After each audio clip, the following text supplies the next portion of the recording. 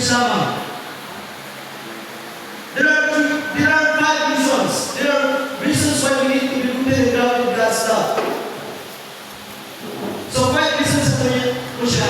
Number 1, to understand that God's love is so wide. Why we need to be rooted and grounded? Aside from durability, stability, aside from ang God's love naghahatak sa atin sa puso, naghahatak sa atin sa matatagan. Ano pa? Number 1 is understand that God's love is so wide. Sa verse 17 and 18, nasabi ni Lord, naway manatili si Kristo sa inyong mga puso sa pamamagitan ng inyong panalangin. Dalangin ko na ang pag-ibig ang mag-iugat at proteksyon sa lahat ng inyong gawain. Upang inyong lubusang maunawaan kasama ng mga hinihiram ng Diyos kung gaano kalawak.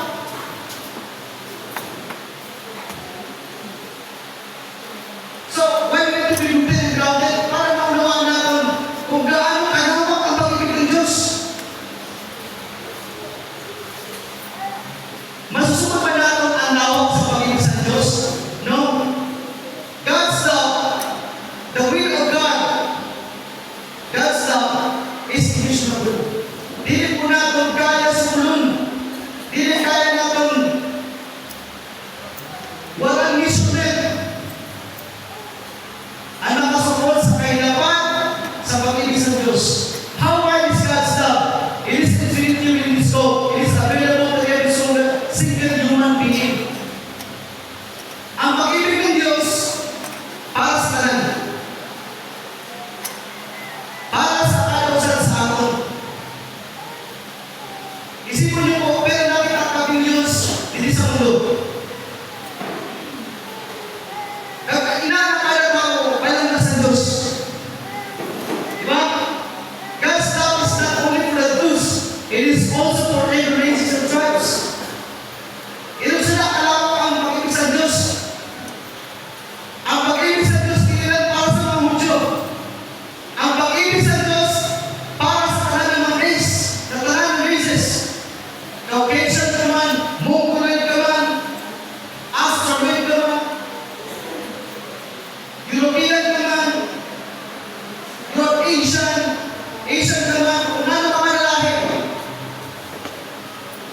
Love and Lord. Makikita ko sa katawan niyo po. Itaw niyo po ang pamahit sa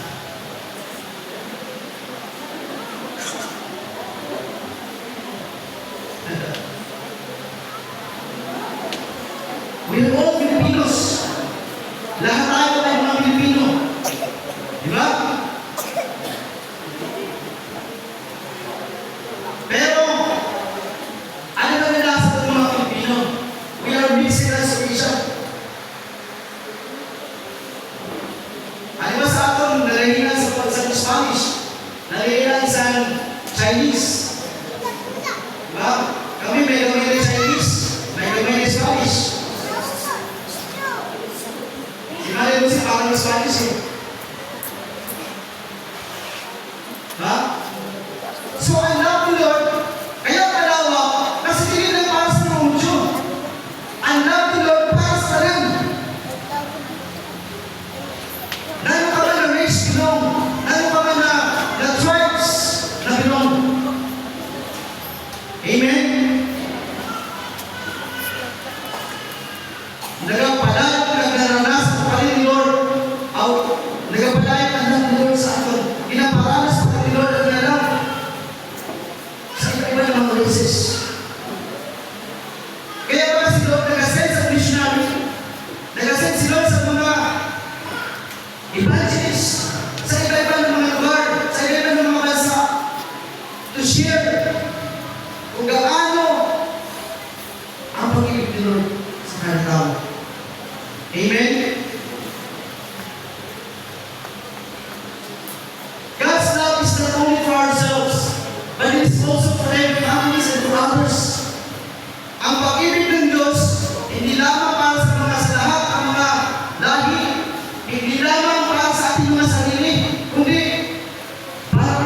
pamilya. At para sa iba.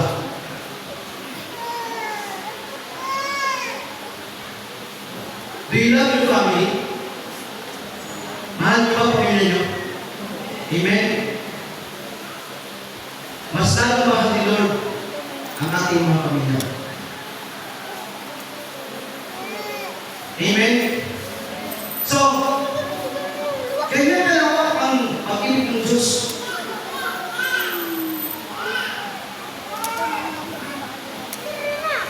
This is the reality, no?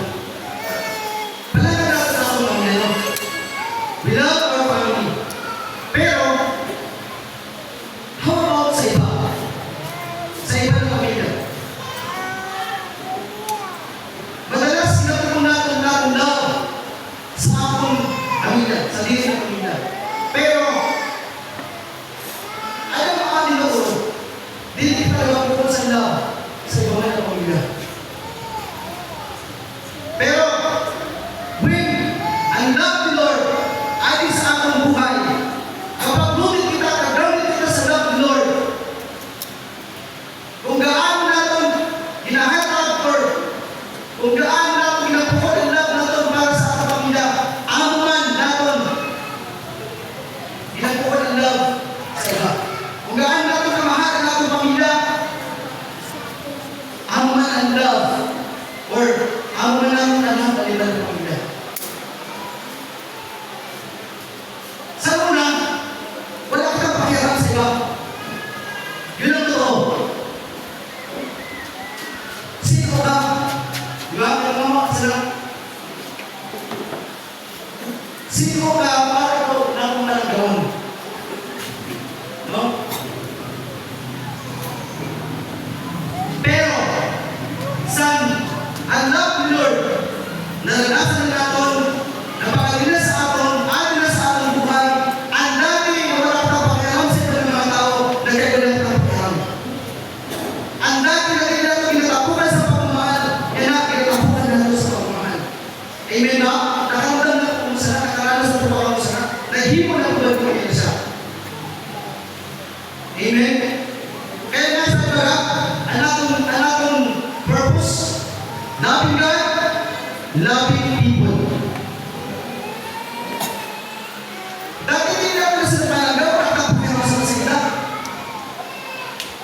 Pero the moment, sa panahon na naranasan natin ang love ng Lord, at agad sa atin ang love ng Lord, we are rooted and important in God's love. Ang dati mo lang napakialam. Kaya di natin pinatagaan sa pagpalaga, sa awa, sa mga bagay na hinahatag na natin sa ila. Ano nga? Do you know your neighbor?